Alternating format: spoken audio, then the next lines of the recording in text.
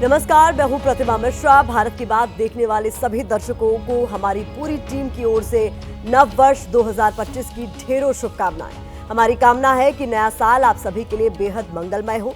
तो आइए नए साल के पहले दिन की हर बड़ी खबर के साथ शुरू करते हैं भारत की बात। आज देश की सत्ता पर काबिज बीजेपी का 2025 वाला सियासी कैलेंडर खोलेंगे। नए साल में पार्टी के सामने कौन सी नई चुनौतियां आने वाली हैं, विस्तार से इसका विश्लेषण करेंगे। 2025 में बीजेपी के सामने एक चुनौती ऐसी है जो किसी अग्नि परीक्षा से कम नहीं है। इसीलिए हम कह रहे हैं कि बड़े चैलेंज है बीजेपी की राह में। लेकिन इस चैलेंज से निपटने के लिए बीजेपी की रणनीति भी तैयार है। वो रणनीति क्या है, हम बताएंगे। बीजेपी के साथ बात कांग्रेस की भी होगी, क्योंकि कांग्रेस को भी नए साल से काफी उम्मीदें हैं। लेकिन उम्मीदों की आशा के साथ कांग्रेस के सामने भी चुनौतियों का पहाड़ है। कांग्रेस इन चुनौतियों से कैसे पार पाएगी, इसकी भी रिपोर्ट आपके सामने होगी।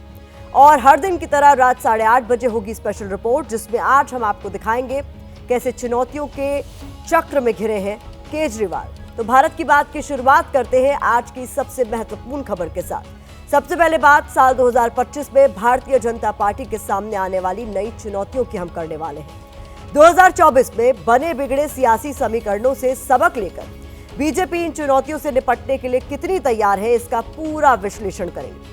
2024 के आखिरी दिन 31 दिसंबर को प्रधानमंत्री मोदी ने अपनी कुछ तस्वीरें सोशल मीडिया प्लेटफॉर्म एक्स पर शेयर की। इन तस्वीरों के जरिए उन्होंने बीते साल में उनकी सरकार की तरफ से किए गए विशेष कार्यों और प्रयासों की तरफ देश का ध्यान आकर्षित किया। लेकिन अब कैलेंडर बदल चुका है और नया साल बीजेपी और मोदी सरकार दोनों के लिए नई चुनौतियां लेकर सामने खड़ा है। इनमें पहली और सबसे बड़ी चुनौती बीजेपी के राष्ट्रीय अध्यक्ष का चुनाव करना है। तो वो कौन सा संभावित चेहरा है जो बीजेपी के राष्ट्रीय अध्यक्ष की कमान संभाल सकता है, और इस पद पर बैठने वाले व्यक्ति के सामने किस तरह की चुनौतियां पेश आने वाली हैं, इस पर हमारी ये एक्सक्लूसिव रिपोर्ट आप देखिए।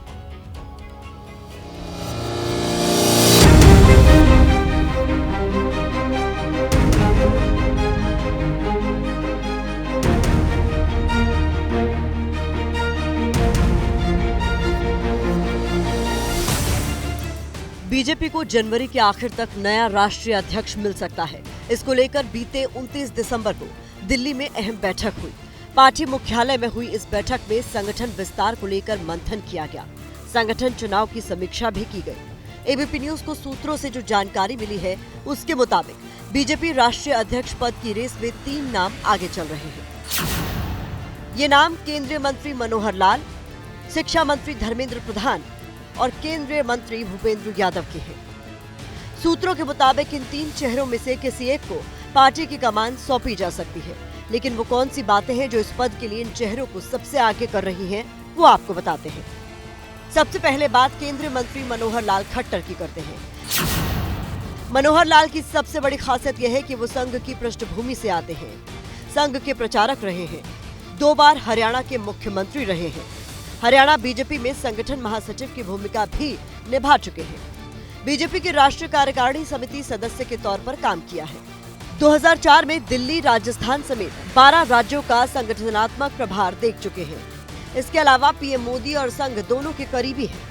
संगठन और सरकार दोनों का लंबा अनुभव है। मनोहर लाल की ये खूबियां उन्हें बीजेपी अध्यक्ष पद तक पहुंचाने में सीढ़ी का काम कर सकती है।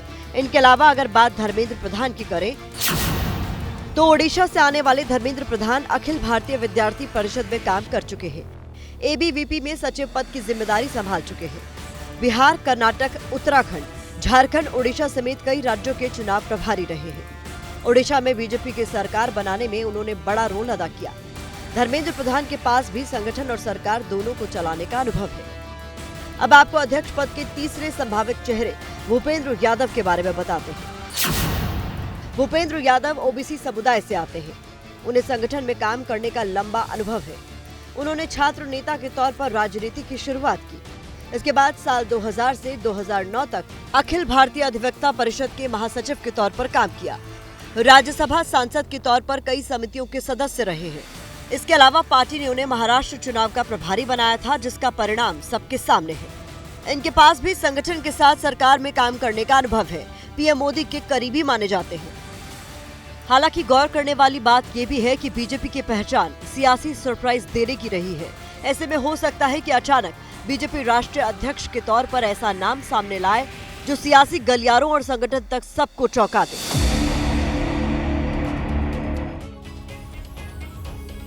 साल 2025 बीजेपी के लिए काफी निर्णायक साबित होने वाला है। ऐसे में जो भी व्यक्ति बीजेपी अध्यक्ष पद पर आसीन होगा, उसके सामने पार्टी और संगठन से जुड़ी चुनौतियों का पूरा अंबार होगा। जैसे नए बीजेपी अध्यक्ष के ऊपर पार्टी में भविष्य का नेतृत्व तैयार करने की जिम्मेदारी होगी। पार्टी को ऐसा अध्यक्ष चाहिए जो सेकेंड लीडरशिप के हाथों में नेतृत्व को सफलतापूर्वक सौंप सके। 2027 के यूपी विधानसभा चुनाव में तीसरी बार बीजेपी को जीत दिलाने की चुनौती होगी। साल के आखिर में बिहार में होने वाले चुनाव में अच्छा प्रदर्शन करने का चैलेंज होगा। इसके अलावा सबसे बड़ी चुनौती 2026 के बंगाल विधानसभा चुनाव में पार्टी को सत्ता में लाने की होगी। इसके अलावा दक्षिण भारत में बीजेपी अभी सहयोगियों के सहारे है। 2026 में तमिलनाडु में विधानसभा चुनाव है, जो पार्टी के लिए किसी परीक्षा से कम नहीं है। इन चुनाव में भी बीजेपी को जीत दिलाना बीजेपी के नए अध्यक्ष के लिए किसी इम्तिहान से कम नहीं। संघ और बीजेपी के बीच समन्वय बनाकर चलना भी नए अध्यक्ष के सामने एक चुनौती होगा, क्योंकि 2024 के लोकसभा चुनाव से पहले संघ और बीजेपी के बीच खींचतान देखने को मिली थी। इसके अलावा वो एनडीए के सहयोगियों को भी साथ लेकर चल सके, क्योंकि गठबंधन वाली मोदी सरकार में सहयोगियों के साथ तालमेल बनाकर चलना भी एक चुनौती है। 2025 में संघ अपनी स्थापना के 100 साल पूरे कर रहा है। वो चाहता है कि उसका संदेश देश के कोने कोने तक पहुंचे। ऐसे में अध्यक्ष पद के लिए ऐसे व्यक्ति का चयन करने की चुनौती है जो संघ और संगठन दोनों की नब्ज समझता हो, संगठन को गढ़ने का शिल्पी हो। 2014 से 2025 तक रक्षा मंत्री राजनाथ सिंह, केंद्रीय गृह मंत्री अमित शाह और जेपी नड्डा अध्यक्ष पद की जिम्मेदारी संभाल चुके हैं। इनके नेतृत्व में बीते 10 सालों के भीतर बीजेपी की जो यात्रा रही है, उसे विस्तार देना भी नए अध्यक्ष के लिए कांटों भरी राह पर चलने से कम नहीं होगा। जैसा कि हमने बताया, साल 2025 में बीजेपी के सामने दूसरी सबसे बड़ी चुनौती कई बड़े मुद्दों पर सहयोगियों के साथ तालमेल बनाकर चलने की होगी। चंद्रबाबू नायडू की टीडीपी और नीतीश कुमार की जेडीयू एनडीए सरकार की अहम सहयोगी है, लेकिन मोदी सरकार के आगामी एजेंडे में ऐसे कई विषय शामिल हैं जो इन पार्टियों की पॉलिटिक्स को सूट नहीं करते या इन्हें थोड़ा असहज करते हैं। ऐसे में बीजेपी के सामने इन मुद्दों पर आगे बढ़ने के लिए सहयोगियों के साथ समन्वय बिठाकर चलना एक बड़ा चैलेंज होगा।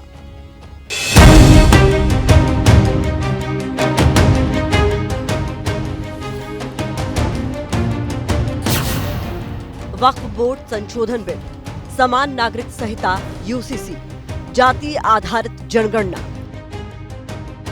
ये वो 3 बड़े मुद्दे हैं जिन पर बीजेपी और उसके सहयोगी एक सियासी पिच पर नहीं खड़े हैं। सबसे पहले बात अगर वक्फ बोर्ड संशोधन बिल की करें तो 16 लोकसभा सीटों वाली टीडीपी और 12 सीटों वाली जेडीयू दोनों को इस बिल पर ऐतराज है। यही वजह है कि सरकार की तरफ से ये बिल संयुक्त संसदीय समिति यानी जेपीसी के पास भेजा जा चुका है। गौर करने वाली बात यह है कि बीजेपी इस बिल पर सहयोगियों को नाराज नहीं करना चाहती, लेकिन अगर वो इस पर आगे बढ़ती है तो उसकी राह आसान नहीं होने वाली। बीजेपी शासित कई राज्य अपने यहाँ यूसीसी लागू करने जा रहे हैं, लेकिन बीजेपी के सहयोगी इस मुद्दे पर भी एक मत नहीं है। जेडीयू और चिराग पासवान की एलजेपी सरकार के साथ इस मुद्दे पर आगे बढ़ने से पहले विस्तृत चर्चा चाहती है।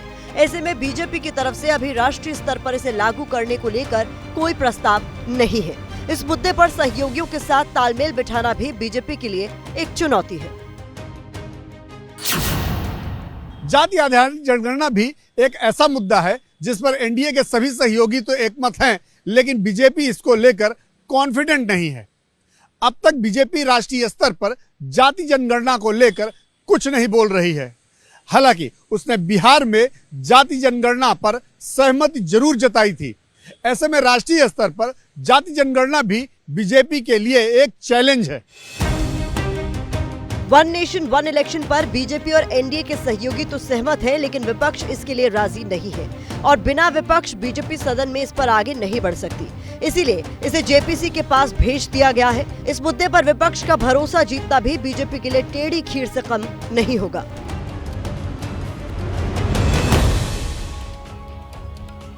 हालांकि सहयोगियों को साधने के लिए बीजेपी ने बीते कुछ समय में अपनी सियासी रणनीति में बदलाव किया है। वो सहयोगियों के साथ किसी भी मुद्दे पर टकराव से बच रही है। अब इसे गठबंधन की मजबूरी कहे या फिर भविष्य को देखते हुए बीजेपी की रणनीति, ये कहना तो अभी जल्दबाजी होगा, लेकिन ऐसे कई उदाहरण 2024 में देखने को मिले जब बीजेपी ने सहयोगियों की नाराजगी दूर करने के लिए कोई बीच का रास्ता निकाला। कर रही है राहुल जी। मैं अध्यक्ष जी जो बोले हैं वो ध्यान से सुना हूं। आम्बेडकर वाले बयान पर जब गृह मंत्री अमित शाह को विपक्ष ने घेरा तो एनडीए ने एकजुट होकर उसका सामना किया। 5 दिसंबर को जब महाराष्ट्र में सीएम और डिप्टी सीएम ने शपथ ली, तब भी एनडीए ने अपनी एकजुटता का शक्ति प्रदर्शन किया। इसकी वजह यह है कि बीजेपी ने सहयोगियों को लेकर अपनी रणनीति में बदलाव किया है। वो दिखाना चाहती है कि गठबंधन धर्म उसके लिए बड़ा है। वो सहयोगियों को साथ लेकर चलने में विश्वास रखती है। 2024 में ऐसे कई मौके आए जब ये बात सही साबित हुई। बिहार में एनडीए के सहयोगी और राष्ट्रीय लोक मोर्चा के नेता उपेंद्र कुशवाहा काराकाट से चुनाव हार गए। उन्होंने बीजेपी नेताओं को हार का जिम्मेदार ठहराया। बाद में बीजेपी ने उन्हें राज्यसभा भेज दिया। बीजेपी ने सहयोगी की नाराजगी दूर करने के साथ बिहार के 4.3% कुशवाहा समुदाय को भी विधानसभा चुनाव के लिहाज से साध लिया। मोदी 3.0 में शामिल होने के बाद जेडीयू और टीडीपी ने बिहार और आंध्र प्रदेश के लिए स्पेशल पैकेज की मांग रखी। बजट में सरकार ने स्पेशल पैकेज तो नहीं दिया, लेकिन दोनों राज्यों के लिए कई और वित्तीय सहायताओं का पिटारा खोल दिया। अगस्त 2024 में सरकार ने यूपीएससी में 45 पदों पर लेटरल एंट्री के जरिए भर्ती के लिए विज्ञापन दिया। जैसे ही ये विज्ञापन सामने आया, बिहार के दोनों एनडीए सहयोगियों चिराग पासवान की एलजेपी और नीतीश कुमार की जेडीयू ने इसका विरोध किया। बाद में सरकार ने भर्तियों को वापस ले लिया। सहयोगियों को साथ कर बीजेपी ने यह दिखा दिया कि वो गठबंधन के सहयोगी दलों को साथ लेकर चल सकती है। कोई भी फैसला एक तरफा नहीं लिया जाता और अगर कोई भी फैसला लेना होता है तो वहां पर सहयोगी दलों की सहमति और असहमति का पूरा ध्यान रखा जाता है। गौर करने वाली बात यह भी है कि गठबंधन की सरकार चलाना बीजेपी के लिए किसी रोलर कोस्टर राइड से कम नहीं है। वो भले ही सावधानी पूर्वक इस सियासी सफर में आगे बढ़ रही हो, लेकिन वो जिस विचारधारा की राजनीति करती है उसमें कभी न कभी सहयोगियों के साथ मतभेद वाली मुश्किलें जरूर सामने आ सकती है। बीजेपी के बाद अब नए साल में कांग्रेस की चुनौतियों का चैप्टर आपके लिए खोलते हैं। कांग्रेस के सामने 2025 में क्या चुनौतियां हैं और वो इन चुनौतियों से निपटने के लिए कितनी तैयार है, आंकड़ों और तथ्यों से इसका पूरा विश्लेषण करेंगे। 2024 कांग्रेस के लिए खट्टे मीठे सियासी अनुभवों से भरा रहा है। 2014 और 2019 के लोकसभा चुनाव के मुकाबले कांग्रेस का प्रदर्शन 2024 में बेहतर रहा, जहां उसे 99 सीटें मिली। लोकसभा चुनाव में इसे कांग्रेस की वापसी माना गया। इससे इंडिया ब्लॉक में उसकी साख बढ़ती नजर आई। राहुल गांधी के नेतृत्व पर भी भरोसा बढ़ता दिखा, लेकिन हरियाणा और महाराष्ट्र के चुनाव में मिली हार ने कांग्रेस को एक बार फिर से बैकफुट पर धकेल दिया। कर्नाटक में बेलगावी की कांग्रेस कार्य समिति की बैठक में हार की वजह संगठन का कमजोर होना बताया गया। इसीलिए कांग्रेस ने तय किया कि 2025 में संगठन में बड़े बदलाव किए जाएंगे। इसके लिए कांग्रेस संविधान सम्मान पद यात्रा शुरू करेगी। ये यात्रा 26 जनवरी 2025 से शुरू होगी और 26 जनवरी 2026 तक चलेगी। यानी कांग्रेस अगले 1 साल तक संविधान सम्मान पद यात्रा निकालेगी। लेकिन इस पद यात्रा से कांग्रेस की चुनौतियां खत्म नहीं होने वाली। आने वाले समय में कांग्रेस को चुनौतियों के बड़े और नए पहाड़ों से टकराना होगा, जिन्हें सपाट करके ही चुनावी रण पार हो पाएगा। कौन कौन सी हैं वो चुनौतियां और कांग्रेस उनसे कैसे पार पाएगी, इस रिपोर्ट में देखिए।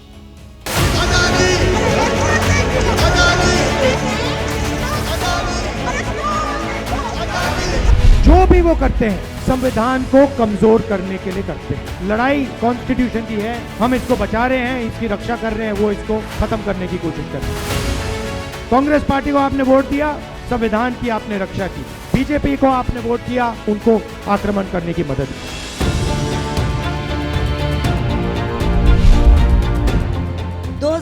में कांग्रेस का दायरा घटकर 3 राज्यों तक सिमट गया।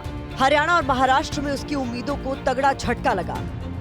वहीं बीजेपी की अगुवाई में एनडीए लगातार भारत के मानचित्र पर अपना रंग बढ़ाता नजर आया। नक्शे से आप बखूबी समझ सकते हैं कि कांग्रेस और उसके सहयोगियों के पास अब कितना हिस्सा है। इससे आगे बढ़ना ही अब कांग्रेस का सबसे बड़ा टारगेट है। लेकिन उस टारगेट को पूरा होने में कांग्रेस के सामने कुछ बड़ी चुनौतियां हैं। कांग्रेस संगठन में व्यापक बदलाव करना चाहती है। इस लिहाज से शुरुआती 3 महीने या 100 दिन बेहद अहम है। देखना होगा कि इस बार कांग्रेस जो बदलाव चाहती है वो कर पाएगी या फिर एक बार उस पर बदलाव के नाम पर रस्म अदायगी वाले आरोप ही चिपके रहेंगे। चुनाव दर चुनाव कमजोर संगठन कांग्रेस को भारी पड़ता जा रहा है। हैरानी की बात यह है कि बीमारी का अंदाजा पार्टी को है, फिर भी इलाज में देरी हो रही है। हालांकि कांग्रेस ने अब ऐलान कर दिया है कि अगले 100 दिनों में पार्टी में बड़े बदलाव किए जाएंगे, लेकिन इसके लिए मल्लिकार्जुन खड़गे और राहुल गांधी को तेजी से फैसले लेने होंगे। लगातार हार झेल रही कांग्रेस के सामने महासचिवों के चयन की भी चुनौती है। कांग्रेस सूत्रों के मुताबिक कांग्रेस संगठन महासचिव के पद पर बदलाव करना चाहती है। इस बदलाव में वो कितना सफल हो पाएगी, देखना होगा।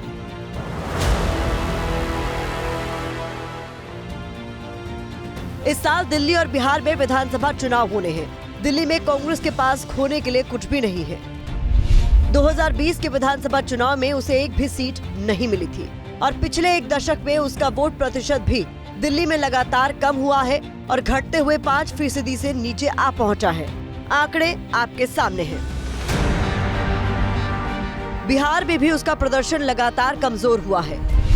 बिहार में कांग्रेस आरजेडी और वाम दलों के साथ गठबंधन में है। 2015 में 27 सीटों के मुकाबले 2020 में कांग्रेस को 70 सीटों में सिर्फ 19 सीटें मिली। ऐसे में बिहार में कांग्रेस कोटे की सीटें कम होने की चुनौती जरूर होगी, तो दूसरी तरफ बिहार में प्रदर्शन को सुधारने का दबाव रहेगा। विधानसभा चुनाव में बीजेपी को अकेले रोकने में नाकाम रही कांग्रेस पर गठबंधन के नेतृत्व को लेकर सवाल उठते रहे हैं। क्षमता पर सवाल खड़े किए जा रहे हैं। टीएमसी और आम आदमी पार्टी ने इस पर मोर्चा भी खोल दिया है। दोनों कांग्रेस को आंखें दिखा रहे हैं। यानी इंडिया गठबंधन पर पकड़ मजबूत करने के लिए कांग्रेस को नए सिरे से कमर कसनी होगी। इसमें किस तरह की चुनौतियां होंगी वो हम आपको विस्तार से बताएंगे। राहुल गांधी के नेतृत्व में अभियान को आगे बढ़ाना भी कांग्रेस के लिए आसान नहीं होगा, क्योंकि विधानसभा चुनाव में हार के बाद उसकी नेतृत्व क्षमता पर भी लगातार सवाल उठ रहे हैं। सबसे बड़ी चुनौती है संगठन, दूसरी है नेतृत्व और तीसरा है इंडिया ब्लॉक। इन तीनों चीज़ों की चुनौती कांग्रेस के लिए बहुत बड़ी है। तो कांग्रेस का जो नेतृत्व है उसको अपने संगठन को इस तरह से तैयार करना होगा कि वो सड़कों में दिखे। कांग्रेस ने संविधान सम्मान पद यात्रा शुरू करने का ऐलान किया है, जो पूरे साल चलनी है। इस यात्रा को साल भर चलाना और उसके मंथन से कांग्रेस के लिए प्रभावशाली सियासी जमीन तैयार करना भी बड़ी चुनौती होगा।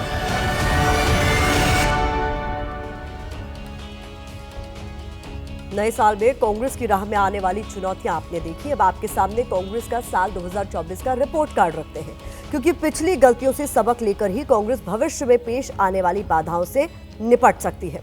2024 में कांग्रेस से कहां पर सियासी चूक हुई, जो अब एक बड़ी चुनौती बनकर उसके सामने आ खड़ी है। नए साल में कांग्रेस की चुनौतियां हमने आपको बताई। इनसे इतर कांग्रेस को अपनी किन गलतियों से सबक लेना है वो समझना भी बेहद जरूरी है। जैसा कि मैप के जरिए हमने आपको दिखाया कि कांग्रेस कैसे लगातार सिमटती जा रही है। कांग्रेस के लिए साल 2024 उम्मीदों और उतार चढ़ाव से भरा रहा।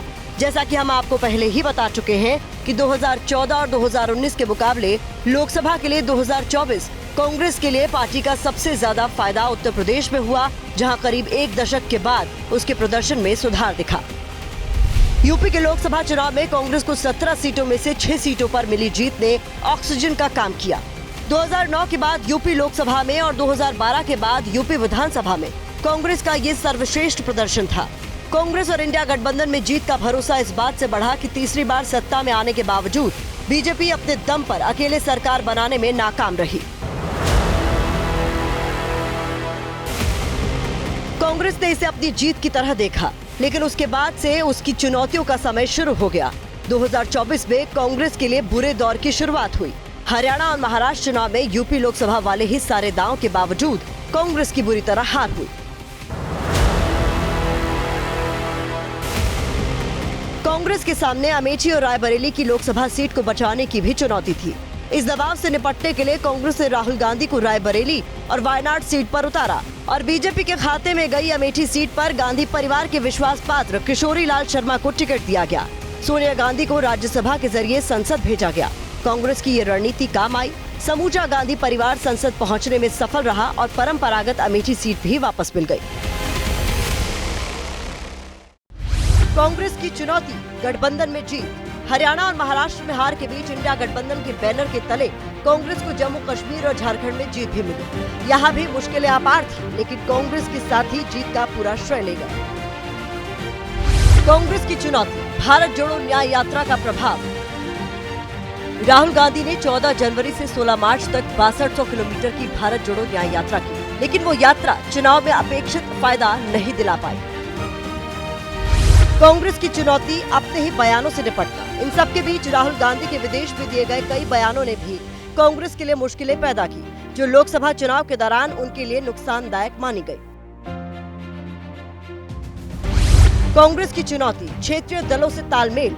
कांग्रेस के सामने बड़ी चुनौती गठबंधन में क्षेत्रीय दलों के साथ तालमेल भी है, जिसको लेकर कांग्रेस अभी मुश्किल में है और इस मुश्किल से निपटे बिना कांग्रेस फिलहाल राज्यों के आने वाले चुनाव में भी चुनौतियां झेल सकती है।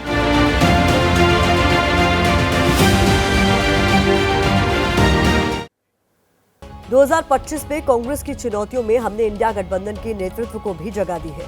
नए साल में बीजेपी से टक्कर लेने के साथ कांग्रेस के सामने एक तरफ इंडिया गठबंधन में सबसे बड़ा बने रहने की चुनौती है, तो वहीं इंडिया गठबंधन में बने रहने की भी चुनौती है। अभी तक अघोषित तौर पर कांग्रेस ही इंडिया गठबंधन का नेतृत्व करती दिखी है, लेकिन अब उसके साथी दल उसके नेतृत्व पर सवाल उठा रहे हैं। आम आदमी पार्टी और ममता बनर्जी की टीएमसी खुले तौर पर कांग्रेस की छत्रछाया से बाहर जाने के संकेत दे चुके हैं। वहीं अखिलेश यादव भी अरविंद केजरीवाल के साथ सुर मिलाते नजर आए। इसे भी कांग्रेस के खिलाफ संकेत के तौर पर देखा जा रहा है। अब ऐसे संकेत क्यों उभरे हैं, आपको वो समझाते हैं। गठबंधन में नेतृत्व वाली खटपट की शुरुआत लोकसभा चुनाव 2024 के साथ हुई। कांग्रेस मानती है कि बीजेपी के 400 पार मिशन पर उसने ब्रेक लगाया, जबकि इंडिया गठबंधन के बाकी क्षेत्रीय दल बीजेपी के विजय अभियान को रोकने में अपनी भूमिका ज्यादा बड़ी मानते हैं। उनमें 5 बड़े दल हैं, जिनमें समाजवादी पार्टी, तृणमूल कांग्रेस, डीएमके, उद्धव ठाकरे की शिवसेना और शरद पवार की एनसीपी शामिल है। इन सभी ने मिलकर 105 सीटें जीती, जबकि कांग्रेस ने 326 सीटों पर चुनाव लड़ा और 99 सीटों पर जीत हासिल की। क्षेत्रीय पार्टियां मानती हैं कि उनकी वजह से ही यूपी, महाराष्ट्र और बंगाल में बीजेपी के विजयी तूफान को रोका जा सका। क्षेत्रीय दल अगर ऐसा कह रहे हैं तो इसके पीछे उन राज्यों के आंकड़े हैं जहां कांग्रेस ने अकेले चुनाव लड़ा है। इनमें मध्य प्रदेश, गुजरात, असम, ओडिशा, छत्तीसगढ़, उत्तराखंड, हिमाचल प्रदेश, दिल्ली और तेलंगाना है। इन सभी राज्यों में कांग्रेस का प्रदर्शन निराशाजनक रहा। सिर्फ राजस्थान और हरियाणा में ही कांग्रेस कुछ बेहतर स्थिति में नजर आई।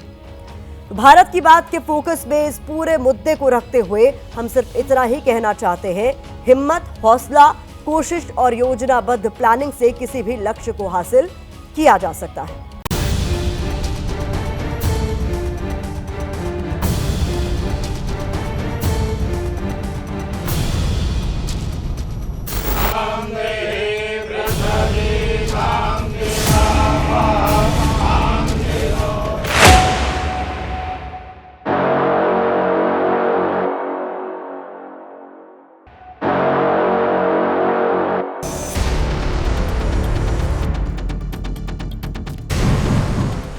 आपको केजरीवाल पे भरोसा रखना है, केजरीवाल पे भरोसा है, खूब रजिस्ट्रेशन करो, खूब रजिस्ट्रेशन कराओ, संजीवनी योजना में भी कराओ, महिला सम्मान योजना में भी कराओ। मैं देखता हूं कैसे रोकते हैं ये बीजेपी वाले इन दोनों योजनाओं को। पहली बार मैं देख रहा हूं जिसकी सरकार है वो कह रहा है हमारी बनेगी तो देंगे, कान के नीचे लगाना चाहिए खींच के। दिल्ली की जनता को आप क्या समझते हो? हमारे सुल्तान साहब जो हैं शीश महल के, कई नाम हैं उनके, फर्जीवाल हैं, नटवरलाल हैं, लेकिन वो ऐसे गिरगिट हैं जो रंग बदलने में माहिर हैं।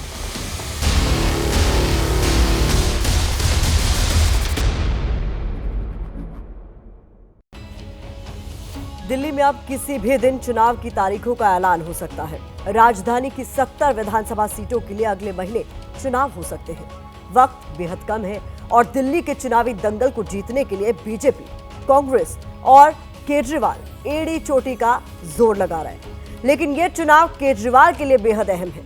इस बार का चुनाव केजरीवाल के लिए करो या मरो की तरह है, क्योंकि केजरीवाल का बहुत कुछ दांव पर लगा है। 3 बार दिल्ली के मुख्यमंत्री बन चुके केजरीवाल इस बार सीएम पद पर नहीं है। उनके पास सत्ता हासिल करने के साथ साथ अपनी पार्टी को बचाने की भी चुनौती है। चुनावी जंग को जीतने के लिए केजरीवाल हर दांव आजमा रहे हैं, मुफ्त की सौगात से लेकर हिंदुत्व के कार्ड तक। लेकिन केजरीवाल को बीजेपी और कांग्रेस दोनों घेर रहे हैं। सवाल यह है कि क्या चुनौतियों के इस चक्रव्यूह को केजरीवाल पार कर जाएंगे या फिर इस बार वो चूक जाएंगे। वाह सर, आपने तो गजब कर दिया। पुजारियों और ग्रंथियों को मासिक वेतन देने का जो ऐलान किया है, लोग खुशी से झूम उठेंगे। हाँ आतिशी, अब तो सारे हिंदू खुश हो जाएंगे और सबसे बड़ी बात, अब कोई मुझे हिंदू विरोधी भी नहीं कहेगा। सच में सर, ये लोग कितने भोले हैं। इन्हें कौन समझाए कि ये तो बस चुनावी जुमला है। सही कहा। वैसे भी वादा तो हमने 2019 में भी किया था मौलानाओं के वेतन बढ़ाने का। वोट तो ले लिया, पर वेतन भूल जाओ। सही कहा। हमारा वादा पूरा करने के लिए थोड़े ही होता है। चुनाव खत्म, वादा खत्म।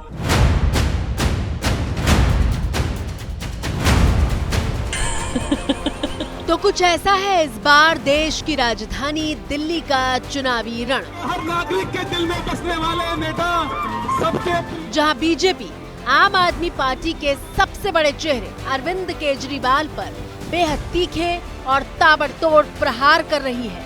अगर मौलाना नाराज हो भी गए तो क्या फर्क पड़ता है, अब पुजारियों और ग्रंथियों के वोट से जीत पक्की। वाह सर, यही तो आपकी खासियत है। फर्जी वादों से 10 साल से सत्ता में हैं और ये लोग हर बार झांसे में आ ही जाते हैं। पुजारी हो, मौलाना हो या सिख ग्रंथी, ये सब हमारे लिए तो बस सत्ता तक पहुंचने के मोहरे हैं। एक तरफ अरविंद केजरीवाल है जो महिला से लेकर बुजुर्ग तक और बिजली से लेकर साफ पानी तक के वादों को पूरा करने की हुंकार भर रहे हैं। ये भी सीधे मैंने नल से पानी पिया है, बहुत मीठा पानी है, साफ पानी है। 24 घंटे आता है जी पानी। अब 24 घंटे पानी आता है, ऊपर तक आता है। दूसरी तरफ बीजेपी केजरीवाल के वादों की पोल खोल का दावा कर रही है। लोगों को, पूरी दिल्ली के लोगों को 24 घंटे पानी दिल्ली के अपनी उनके घर की टूटी में 24 घंटे पानी उनको मुहैया कराएं और साफ पानी मुहैया कराएं। देखिए, नई राजनीति के लिए जो लोग आए थे, इन्होंने एक ऐसा उदाहरण दिया कि इनकी सरकार के मंत्री तो जेल में रहे, मंत्रियों को आपने बहुतों को देखा होगा, इनके पार्टी और सदन में टॉप पद पर बैठा हुआ हर व्यक्ति किसी न किसी भ्रष्टाचार के आरोप में जेल गया। मुख्यमंत्री के रूप में केजरीवाल जी, उप मुख्यमंत्री के रूप में सिसोदिया जी, और संसद में इनके नेता सदन संजय सिंह जी। सोचिए, deputy CM, CM and leader of the house in leader of the party in parliament. और हमले सिर्फ बीजेपी नहीं कर रही, बल्कि इस बार केजरीवाल को बीजेपी और कांग्रेस दोनों मिलकर घेर रहे हैं। पिछले 15-20 दिन से तमाम मौलवी जो हैं, जिनको शायद वक्फ बोर्ड से तनख्वाह मिलती हैं, वो उनके दरवाजे पे खड़े हुए रो रहे हैं कि हमको 6-6 महीने से तनख्वाह नहीं मिली। अभी डूटा ने एक चिट्ठी लिखी कि 12 जो हमारे कॉलेज हैं उसमें आप पैसा नहीं दे रहे हैं, वहाँ तो काम हो नहीं पा रहा है, प्रोफेसर्स को हमारे तनख्वाहें नहीं मिल पा रही हैं, और रोज नए नए आप वायदे कर रहे हैं। वायदे करिए, लेकिन जो करना था आपका कर्तव्य, उसको तो पूरा करते ना आप। कुल मिलाकर तस्वीर ऐसी है कि अरविंद केजरीवाल के लिए ये चुनाव आसान नहीं दिखाई दे रहा। दिल्ली के पूर्व मुख्यमंत्री अरविंद केजरीवाल एक तरह के चक्रव्यूह में घिरे दिखाई दे रहे हैं। ये चक्रव्यूह है वोटर लिस्ट के विवाद का, ये चक्रव्यूह है हिंदुत्व के मुद्दे का, ये चक्रव्यूह है रेवड़ी बांटने का, और ये चक्रव्यूह है दिल्ली में एलजी के फैसलों का। मैंडेट अरविंद केजरीवाल जी को मिला, अरविंद केजरीवाल जी मुख्यमंत्री बने। अब आप इसके अंदर उन्होंने जो है तय किया कि चलिए इस समय तक, जब तक मैं जो जीत के दोबारा नहीं आता, उन्होंने आतिशी जी को बनाया। अब उसके अंदर भी फूट डालने की कोशिश कर रहे हैं, ये सब करने की। ये तो बहुत छोटी छोटी हरकतें हैं, उनको शोभा नहीं देती। मैं नहीं जानता व्यक्तिगत तौर पे उनकी क्या क्वालिफिकेशन रही है, किस तरीके के वो आदमी हैं। तो चलिए हम एक एक करके आपको केजरीवाल की वो चुनौतियां दिखाते हैं जिसके इर्द गिर्द दिल्ली का पूरा चुनाव घूम रहा है। एक तरफ उनको कहा जा रहा है कि वो रोहिंग्या हैं, यूपी और बिहार से आए हुए दिल्ली के अंदर बसे हुए लोग, जिन्होंने जो 30-30, 40-40 साल से दिल्ली में रह के और दिल्ली को बनाने का काम कर रहे हैं, उनको रोहिंग्या कैसे कहा जा सकता है, उनको बांग्लादेशी कैसे कहा जा सकता है। दिल्ली के सियासी युद्ध में केजरीवाल के सामने वोटर लिस्ट का विवाद सबसे बड़ी चुनौती बनकर खड़ा है। ये देखिए, सारे मीडिया वाले इनका वोटर कार्ड कटवा दिया इन्होंने। इनका नहीं है, इनके पास कार्ड है। एक तरफ दिल्ली की सत्ता में बैठी आम आदमी पार्टी है जो बीजेपी पर वोटर लिस्ट से नाम कटवाने का आरोप लगा रही है, तो वहीं बीजेपी का दावा है कि दिल्ली की कई विधानसभा सीटों में फर्जी तरीके से वोटर आईडी कार्ड बनाए गए हैं।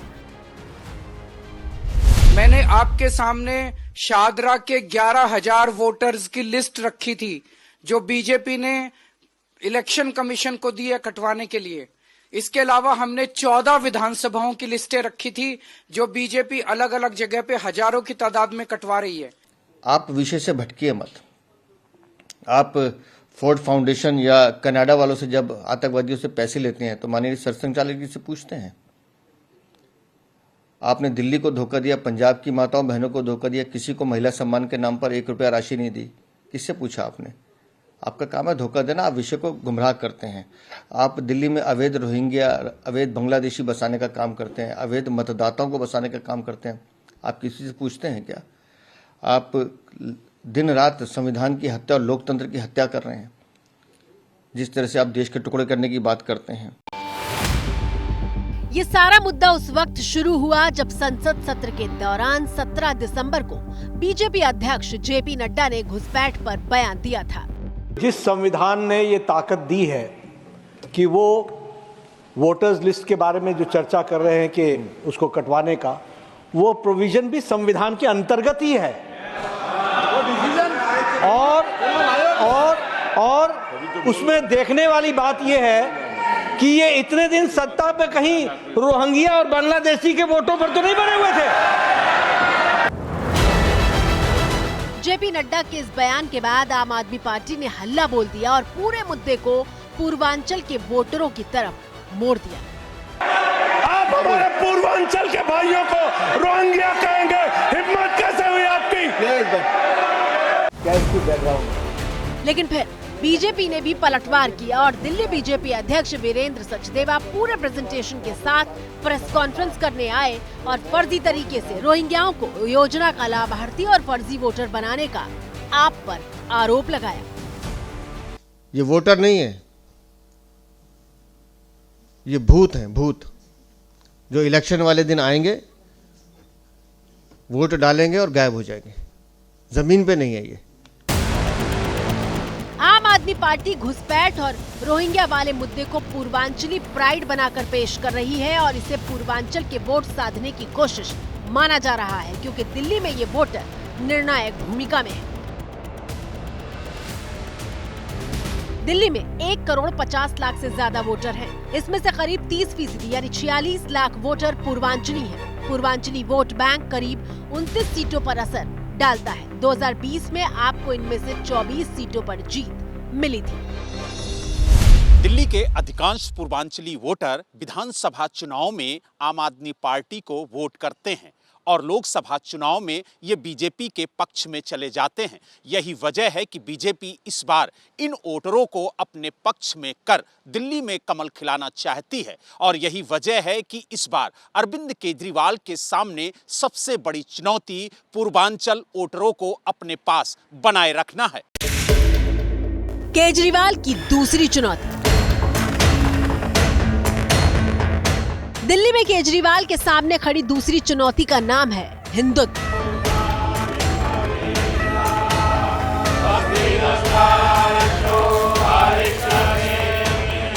चौथी बार दिल्ली का मुख्यमंत्री बनने के लिए केजरीवाल हिंदुत्व की लाइन पर भी चल रहे हैं।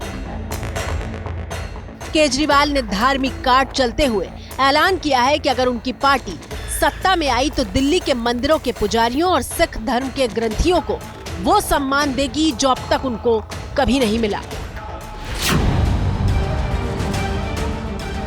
पुजारियों और ग्रंथियों को हर महीने 18,000 रुपए की सम्मान राशि देने का ऐलान किया गया है। अरविंद केजरीवाल जी ने अनाउंस किया है कि दिल्ली में सरकार बनने के बाद अगली सरकार में दिल्ली के पुजारियों को, दिल्ली के ग्रंथियों को सम्मान राशि के रूप में 18,000 रुपये हर महीने दिया जाएगा। और आज सभी पुजारियों द्वारा ये प्रार्थना की गई, मुझे बहुत अच्छा लगा। मुझे पूरी उम्मीद है कि भगवान श्री राम की कृपा और भगवान हनुमान जी की कृपा हमारे ऊपर रहेगी। इधर केजरीवाल ने हिंदुत्व की लाइन पर बीजेपी को टक्कर देने की कोशिश की, तो उधर बीजेपी ने फर्जी हिंदुत्व का आरोप लगाते हुए ऐसे पोस्टर जारी कर दिए। तो मैंने नानी से पूछा, नानी अब तो आप बड़े खुश हो गए, अब तो आपके भगवान राम का मंदिर बनेगा। कहती है ना बेटा, मेरा राम किसी की मस्जिद तोड़ के ऐसे मंदिर में नहीं बस सकता। अगर Jawaharlal Nehru ji steel authority of India की जगह मंदिर बना देते तो क्या इस देश का विकास हो सकता था? और फिर दिल्ली बीजेपी की तरफ से पुजारियों और ग्रंथियों के ऐसे बयान वाली क्लिप जारी की गई, जिसमें केजरीवाल के फैसले और उनकी नीयत पर सवाल उठाए जा रहे थे। झूठ बोलना पाप है, तो इतना झूठ ना बोले, झूठा आश्वासन ना दें, इलेक्शन के समय पे लोगों के साथ खिलवाड़ ना करें। आज जब वो देख रहे हैं कि दिल्ली में हमारी सरकार जाने वाली है, बीजेपी की सरकार आने वाली है, तब जाकर के इन्होंने अब ये घोषणा की है। बीजेपी पूछ रही है कि दिल्ली में 10 साल से सरकार चला रही आम आदमी पार्टी ने पुजारियों और ग्रंथियों के लिए अब तक कुछ भी क्यों नहीं किया? देखिए 11 साल से तो केवल वो मौलवियों को ही दे रहे थे, अभी उनको जो है चुनाव आ गया, 40 दिन बचे हैं, तो उनको पुजारियों की याद आ गई। मगर मैं समझता हूँ कि कोई भी पुजारी, कोई भी ग्रंथी ये शराब के पैसे को हाथ नहीं लगाना चाहेगा। मैं सभी से प्रार्थना कर रहा हूँ कि भारतीय जनता पार्टी की सरकार बनने जा रही है, आपका अगर कोई ख्याल रखेगा तो केवल भारतीय जनता पार्टी ही रख सकती है। सवाल ये भी है कि पुजारियों और ग्रंथियों को जो सम्मान राशि दी जाएगी, उससे सरकारी खजाने को कितनी बड़ी चपत लगेगी। नए साल के पहले दिन केजरीवाल के सामने जो सियासी चुनौतियां खड़ी हो चुकी हैं, उनमें से 2 चुनौतियों के बारे में अब तक आप जान चुके हैं। लेकिन इस बार के चुनाव में केजरीवाल के सामने चुनौती की लंबी लिस्ट है। 2 दर्जन से ज्यादा विधायकों के टिकट काटकर उन्होंने एंटी इनकम्बेंसी के फैक्टर को कम करने की कोशिश की है। बावजूद इसके कई सवाल सामने खड़े हैं। उन्हीं सवालों में शामिल है संजीवनी और महिला सम्मान स्कीम पर उठा विवाद। केजरीवाल की तीसरी चुनौती। आपकी स्क्रीन पर मौजूद ये केजरीवाल की वो चुनौती है जिसे इस बार उन्होंने दिल्ली का सबसे बड़ा चुनावी हथियार बताकर पेश किया था। दरअसल केजरीवाल ने दिल्ली की महिलाओं को सम्मान योजना के तहत हर महीने 2100 रुपए देने का ऐलान किया। लेकिन चुनाव से पहले ही केजरीवाल के इस आइडिया पर दिल्ली के एलजी ने जांच बिठा दी है, जबकि बीजेपी और कांग्रेस दोनों ने आम आदमी पार्टी की नीयत पर ही सवाल उठाए हैं। सारे फर्जी रजिस्ट्रेशन थे फर्जीवाल के, तो राज्य सरकार ने स्वयं जो है इस बारे में विज्ञापन जारी किया। अभी योजनाओं का रजिस्ट्रेशन कौन कर रहा है? कैबिनेट में निर्णय हुआ, कैबिनेट नोट जारी हुआ, कहीं से जो है सरकारी विभागीय कोई रजिस्ट्रेशन हो रहा है? आम आदमी पार्टी के फ्रॉड कार्यकर्ता लोगों की डिटेल लेकर उसमें फ्रॉड कर रहे हैं। ये सबके सामने आया है कि उन्होंने महिलाओं को जो है योजना का लाभ दिलाने के नाम पे उनका डाटा जमा किया और उसके नाम पे फ्रॉड शुरू कर दिया। तो केजरीवाल जो है वो 420 के अलावा कुछ नहीं कर सकते। केजरीवाल की स्कीम को जांच की आंच तक पहुंचाने के सूत्रधार हैं कांग्रेस नेता संदीप दीक्षित, जिन्होंने एलजी से मुलाकात करके 2100 रुपए वाले वादे की जांच की मांग कर दी।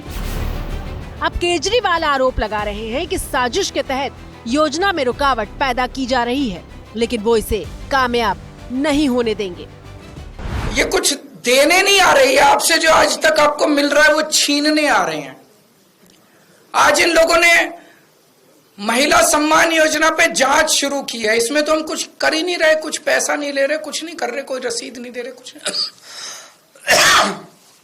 इनके नेता खुल के दिल्ली में पैसे बांट रहे हैं वोट लेने के लिए, वोट खरीद रहे हैं, खुलेआम पैसे बांट रहे हैं। उस पे जांच नहीं होगी। जहां पे कुछ है नहीं वहां जांच करेंगे। क्यों? क्योंकि ये दिल्ली के लोगों को मिलने वाली सारी सुविधाएं बंद करना चाहते हैं। केजरीवाल ने पिछले महीने ही महिला सम्मान योजना की घोषणा की थी और उसके साथ ही बुजुर्गों के लिए संजीवनी योजना का रजिस्ट्रेशन भी शुरू कराया। लेकिन इसी रजिस्ट्रेशन प्रक्रिया को लेकर विवाद खड़ा हो गया। मामला पुलिस तक पहुंचा और अब एलजी ने इस मामले में जांच के आदेश दे दिए। केजरीवाल की चौथी चुनौती। दिल्ली के चुनावी समर में केजरीवाल के सामने मौजूद चौथी चुनौती का नाम है एलजी वीके सक्सेना। जिनके हाथ में फैसले लेने की ताकत है। केजरीवाल की योजनाओं पर एलजी जांच के आदेश दे रहे हैं, जबकि आतिशी के नाम पर वो उनके काम की सराहना कर रहे हैं। दरअसल दिल्ली के उपराज्यपाल वी.के. सक्सेना ने नए साल पर पत्र लिखकर आतिशी को बधाई दी है। LG VK. सक्सेना ने कहा कि अपने 2.5 साल के कार्यकाल में पहली बार दिल्ली के मुख्यमंत्री को काम करते देखा है। एलजी कहते हैं कि पहले मुख्यमंत्री के पास एक भी विभाग नहीं था, जबकि आतिशी कई विभागों की जिम्मेदारी संभाल रही हैं। एलजी ने आतिशी को ये भी कहा कि वो केजरीवाल के अस्थायी सीएम वाले बयान से बहुत आहत हैं। राजनीतिक गलियारों में एलजी के इस बयान को लेकर तरह तरह की चर्चा शुरू हो गई है। सवाल उठने लगे हैं कि आखिर एलजी अचानक आतिशी की तारीफ पर कसीदे क्यों पढ़ रहे हैं। क्या एलजी आतिशी के अस्थायी वाले जख्म को उभार कर कहीं उन पर सियासी डोरे तो नहीं डाल रहे। हालांकि जवाब में आतिशी ने एलजी को गंदी राजनीति से बाज आने की चेतावनी दे दी। तो इसी के साथ भारत की बात में आज इतना ही।